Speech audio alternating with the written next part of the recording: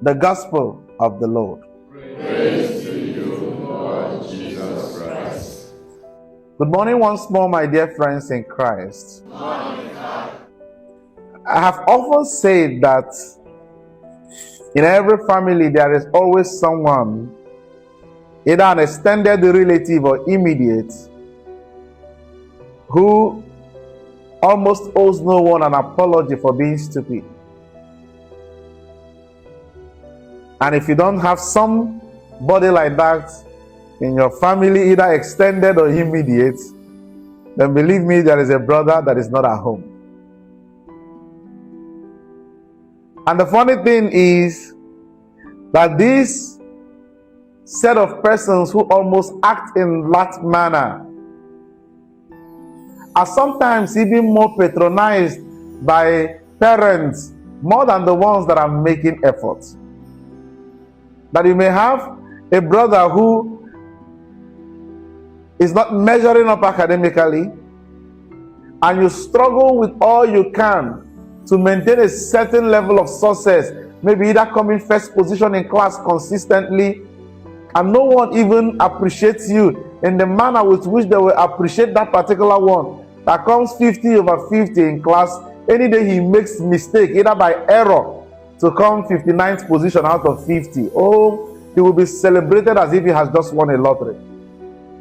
And you begin to imagine, why do parents have this sentimental attachment with these children who are not meeting up, or this one who just act as if stupidity is their best right?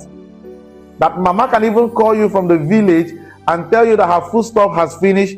The very moment you send that bag of rice, she's calling that one who has refused to work and is just wallowing about in the community and causing havoc and making trouble. And he gives that bag of rice to that person. And eventually you will find out and you will be so mad at mama. My hard-earned money, I know what I struggled to make the money that I use in buying the bag of rice that I sent to you. Why must you give it to him? You see, this attitude we see in parents. It is something that we all generally obtained from the DNA of God. That God has so much soft spot, as we could hear Jesus always recounting this in almost all his messages, speaking to the Pharisees and the scribes. He will always tell them, listen, do not write these sinners off. There is a certain relationship that I have with them. We could see in the gospel reading of today that they came to Jesus and they were murmuring among themselves that Jesus was eating and dining and wining with tax collectors and sinners. And they say, why would he be receiving them around him? And Jesus told them a parable. He said, which one of you, having 100 sheep, and one misses, who will not abandon the 99 in the wilderness, searching for this one that is lost? And he says that when he finds that particular one that is lost, there will be rejoicing. He will call his friends and relatives and say, rejoice with me, for I have found my sheep that was lost. You see, the Bible was not making a mistake when he gave us an environment of where the one who lost the sheep is going to keep the 99. He says in the wilderness. That means that he's going to even leave them almost to the exposure of other wild animals in the wilderness, or the danger of even being hunted by anyone.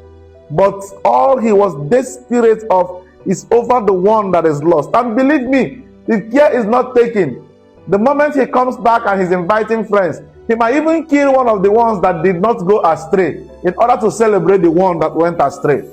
And you will say, what foolishness lies in the head of this shepherd? No, it is not a foolish venture. And he says, a woman loses a coin. And what does she do? She lights up a lantern and searches diligently throughout the night. If care is not taken, among the 9 coins that is left, she takes 1 coin to go and buy the oil with which she will light the lantern in order to search for another coin.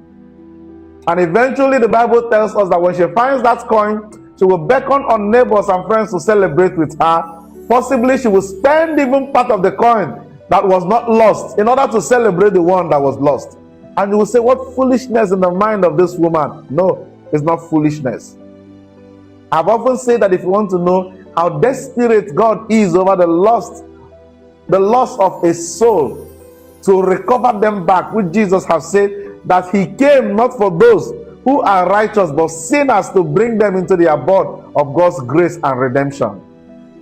I often make an analogy that you should just mistakenly buy something from a vendor along the expressway without paying him. Just imagine that you bought an apple without paying a vendor. That apple might just be at the cost of 1,000 naira or 300 naira or 500 naira, but refuse to pay that vendor, and see how he abandons one carton of apple and he will chase you for distance as if the one carton he abandoned meant nothing to him. No. He is just trying to show to you that the one that he's chasing after is as important as the ones that are inside the carton.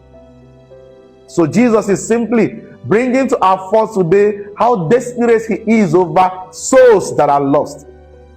Beloved in Christ, do not write off yourself. Jesus is still searching for you. But will you be able to make yourself available and be found? Oh, that today you will listen to his word. Harden not your heart. May God bless you and have a beautiful day ahead.